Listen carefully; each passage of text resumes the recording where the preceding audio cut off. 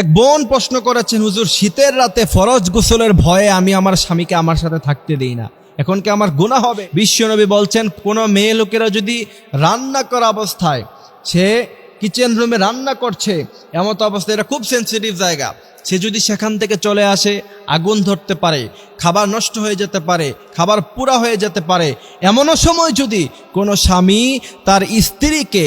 তার জরুরত পুরা করার জন্য, তার সাথে থাকার জন্য ডাক দেয়, বিশ্বনবী বলছেন মুহূর্তের মধ্যেই সমস্ত রান্না বান্না অফ করে দিয়ে, বন্ধ করে দিয়ে সাথে সাথে স্বামীর ডাকে সাড়া দাও। এরপরে দ্বিতীয় নাম্বার হাদিস, বিশ্বনবী সাল্লাল্লাহু আলাইহি সাল্লাম বলছেন, কোন স্বামীর তার চাহিদা হলো যে সে তার স্ত্রীর সাথে থাকবে এবং স্ত্রীকে সে আহ্বান করলো, সেই স্ত্রী যদি সেই স্বামীর ডাকে সাড়া না দেয়, বিশ্বনবী বলছেন ফজরের নামাজ পর্যন্ত, যতক্ষণ পর্যন্ত না সকাল হয় ততক্ষণ পর্যন্ত ফেরেশতারা তার উপরে, সেই নারীর উপরে লানত দিতে থাকে।